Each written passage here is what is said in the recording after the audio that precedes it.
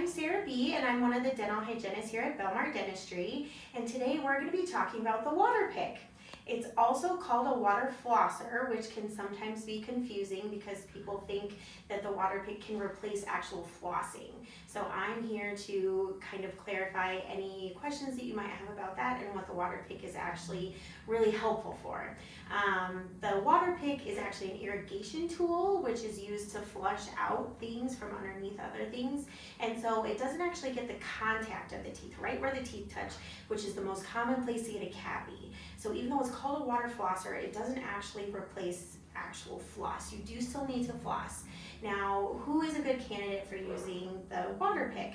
Anybody that has periodontal disease or bridges or implants, those are great uses to help irrigate under those things. If you have good healthy tissue, you don't necessarily need to use the Waterpik.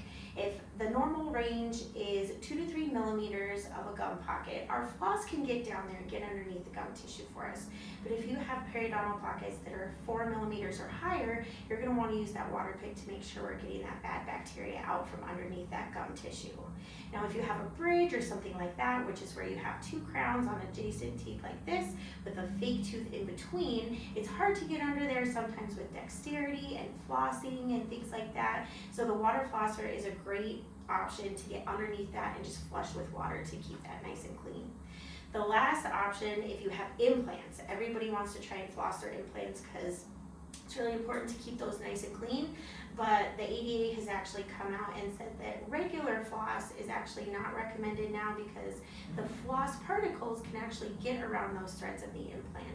So they're actually saying that the easiest, safest way to clean around your implant is with the Waterpik. That keeps the threads nice and clean and makes sure that you can have a longevity with your implant for a very long time. So I hope that answers any questions that you have about the Waterpik.